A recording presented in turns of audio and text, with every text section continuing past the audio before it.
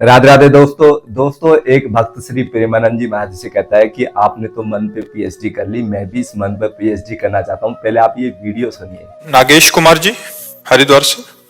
राधे राधे। राधे राधे। आदरणीय गुरुदेव, आपके चरणों में कोटि कोटि प्रणाम। महाराज जी, सेवक पिछले 2 सालों से आपसे सत्संग के माध्यम से जुड़ा है और मार्गदर्शन प्राप्त कर रहा है। महाराज जी, आपने काफी बार अपने प्रवचनों में कहा है कि हमने इस मन पर पीएचडी की है। सेवक भी आपकी कृपा से मन पर पीएचडी कर रहा है। महाराज जी, आप ही बता सकते हैं कि मेरी ये खोज पीएचडी कब पूरी होगी? अब जैसा कि आपने इस वीडियो में देखा कि भक्त कहता है कि मन पे पीएचडी करना, दोस्तों मन पे पीएचडी करना एक मजाक है, बालकवत है। सबसे पहले हमें समझना होगा मन क्या है।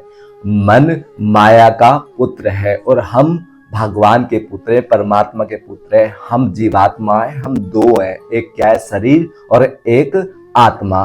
तो शरीर क्या है, हमारा रथ है, उस पे इंद्रिय हमारे घोड़े, बुद्धि हमारा सारथी, मन हमारी लगाम। अब चूंकि हमारे समस्त कार्यों का जो वर्कर है ना, वो मन बुद्धि चित्त अहंकार, इसको अंतःकरण का समूह बोलते हैं।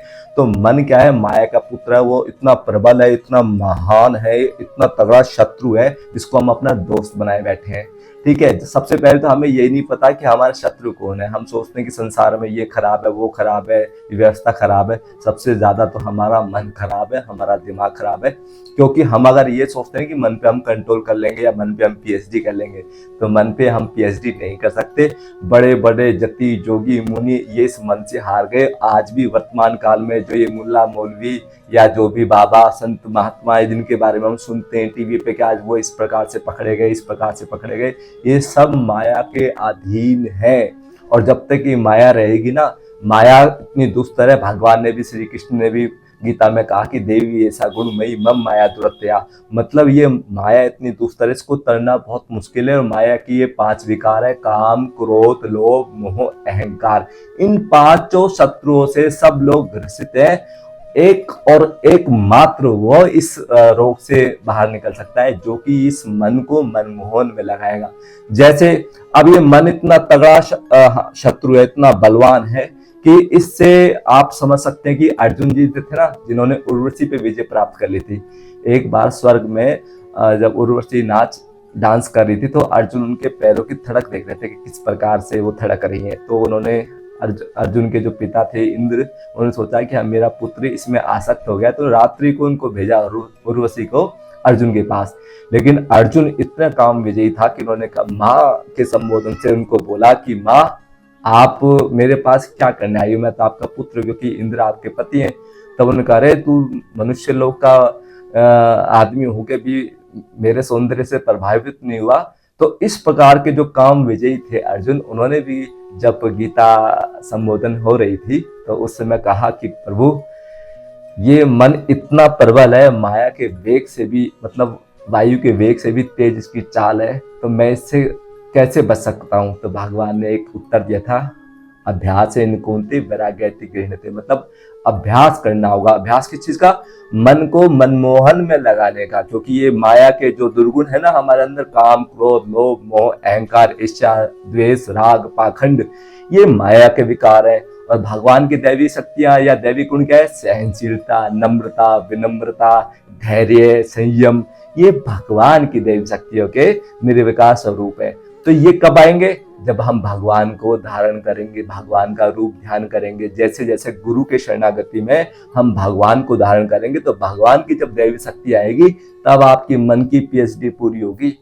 वैसे अगर आप सोचेंगे कि मन की पीएचडी, अरे अभी तो हम मन के गुलाम हैं, मन कर रहा है सो जाए, मन कर रहा है कि ये खा ले, मन माना तो हम आचरण करते हैं। मन माना आचरण जो कहते हैं दृष्टा भाव, आत्मा भाव, वो भैया ज्ञान से ये तो बहुत दुस्तर है। भगवान ने सिर्फ और सिर्फ कहा था गीता में, मामे भी ये परपदन्ते, जो मेरे प्रपन्न होगा ना, प्रपन्न मतलब सिर्फ और सिर्फ श्री कृष्ण को जो धारण करेगा, हरि गुरु को जो धारण करेगा, उसकी माया निवृत्ति होगी।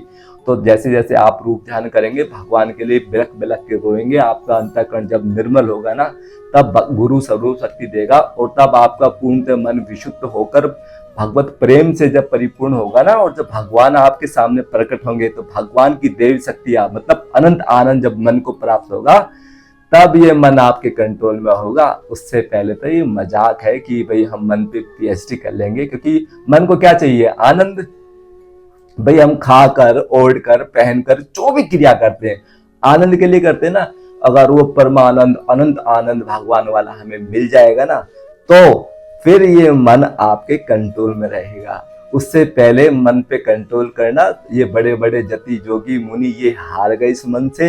एक उर्वशी है या जो भी है, इनके आपने सुना होगा प्राचीन काल में भी काम के अधीन हो गए, क्योंकि काम ना क्या है माया, तो प्रेम क्या है योग माया।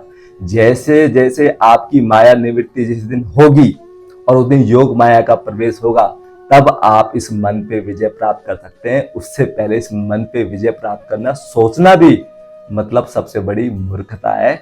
आपको गुरु के शरणागत होके भगवान का रूप ध्यान करके उसको जब आप धारण करेंगे, तो आपके अंदर वो जो भगवान के जो दैवी गुण है वो प्रकट होने लगेंगे। और जिस दिन आपका पूर्णतः मन विशुद्ध हो जाएगा, तब अब भगवान आपको गुरु प्रेम देगा। प्रेम के अधीन कौन है? भगवान।